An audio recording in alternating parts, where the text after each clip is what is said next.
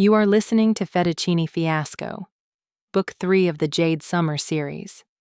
Written by Nicolette Pierce. Copyright 2021. Audio copyright 2025 by Pierced Heart Publishing. Digitally narrated with full cast of voices.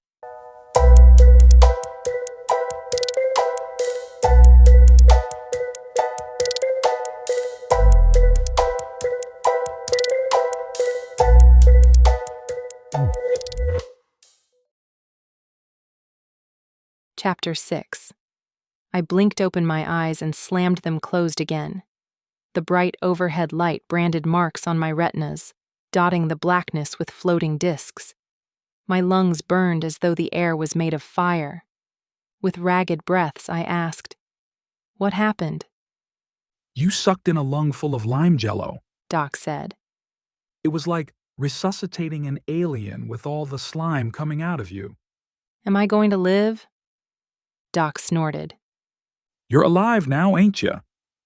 Shielding my eyes, I peered over at him as he leaned back in his chair, puffing on a cigarette. The smoke tortured my lungs. His holy tank top was covered in green, but I guess I preferred that over the blood he had on it last time I saw him. I coughed and then cursed as my muscles seized. "You'll feel like shit for a while. That's what happens when you almost die. You're lucky they pulled you out when they did." Who pulled me out? "The girls." Lucky? They're the ones who did this. Oh my God, I lost. I sat up on the cot so fast my head spun. I leaned over the side of the cot as my stomach churned. "Not so fast, Flash. You'll be unsteady for a bit." I ignored him as the realization of my failure hit me in the gut. I lost. I lost everything. How was I going to tell my family? Everyone was going to hate me. You win some, you lose some. Be thankful you're alive and can walk out of here. Yeah, alive. But for how long? I had to talk to Mila. My rational mind had already flatlined, and I needed her to tell me what to do. I had to fix this. Your clothes are on the table if you want to change, and you have some messages on your phone. I glanced at him. Did you read them? He smirked. Had nothing else to do while I waited for you to wake up. If you're going to hang out with this crowd, you should password protect your phone. He stood with a stretch and headed for the door. Hang on, I said. Doc glanced back at me with an arched brow. Yeah? Who runs this place? He smirked. Someone you never want to meet. Is it Vito Scarcella? Nah, he's too busy with his ring. Doesn't bother with this place. But his grandson is here. Does that mean it's still in the family? Everything is in the family, just not the Scarcella family. And that's all I'm telling you. Last thing I need is to be gutted with my own knives. You had better keep your head down if you know what's good for you. Doc opened the door and walked out, closing it behind him. Slowly, I stood and tested my wobbly legs. When they didn't buckle, I figured I'd survive long enough to dress and get home. With a paper towel, I wiped as much of the gelatin remnants off me as I could, but most were dried on, leaving me green and crusty. Nothing I could do about it here. After I changed into my clothes, I glanced at the messages. One was from Mila, checking in to see how I was. And there was one from Ross saying there was a family meeting at the restaurant before opening. Mandatory. I wondered what that was about, but it was good timing since I was about to drop a news bomb on them that would banish me from the family forever. I held it together long enough to hire a lift and then sobbed the entire way home. Between my blubbering and the green goo still in my hair and dried to my skin, I gave the driver a good tip for having to deal with me. When I entered the apartment, red-eyed and still green, I dropped my keys on the kitchen table and went to find Mila. She wasn't in the kitchen or living room. Her bedroom door was closed, so I walked over and was about to knock when I heard her say, "I won't come back, and there's nothing you can do about it." Who was she talking to? None of my business. As I was about to head into the bathroom to shower, she said, You can't threaten me. I have my own life now. "Who would threaten Mila?" Fine, cut me off. I don't care. Silence.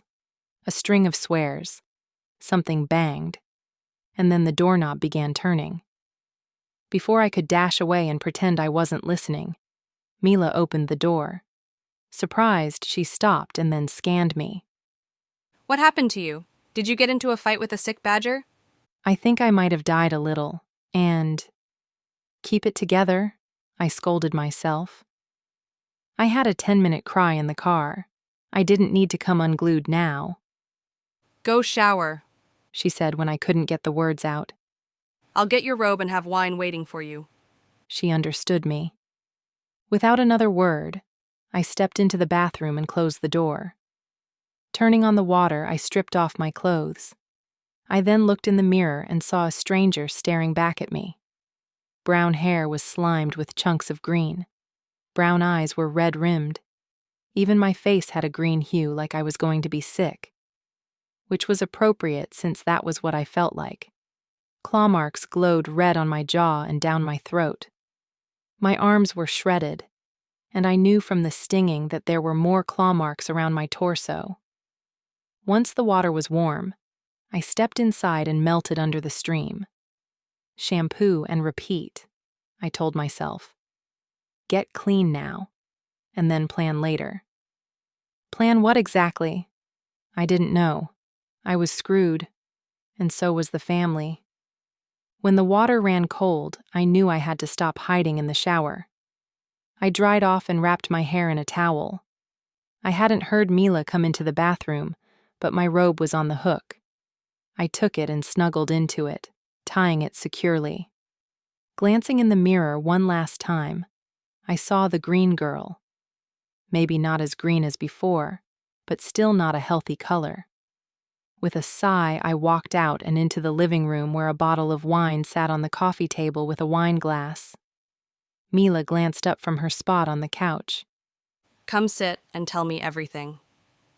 As I sank onto the couch, she poured the wine and handed me the glass. Thank you. After I took several gulps, she said, Well, you came home green and said you died a little. Spill it. I'm in so much trouble. I don't think I can keep this from Logan or the family any longer. In fact, I know I can't. Don't worry, whatever happened, we'll deal with it. The match wasn't just for money this time. Carlo changed the stakes. It was for the restaurant. Oh my. And you said you died, which means... Did you lose? Is the restaurant gone?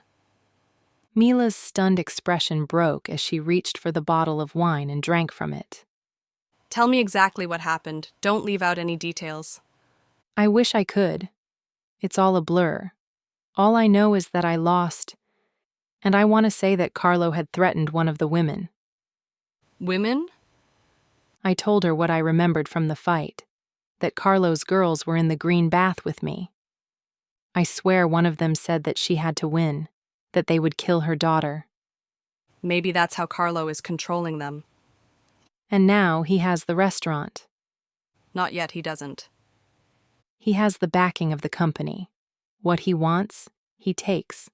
And even if we went to the police and got lawyers involved, he would make sure we suffer. You heard what Uncle Sal said. This guy doesn't understand the word no. I need to go to the diner and talk to Vito. Are you insane? He's the guy who created his monster grandson. I bit my lip to keep it from trembling.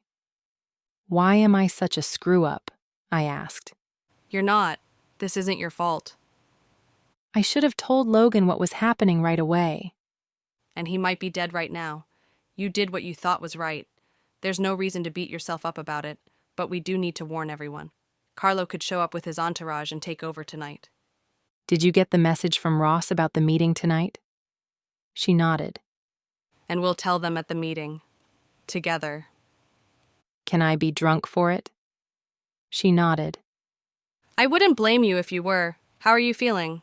Numb. Drink up. I'll get the med kit for your cuts.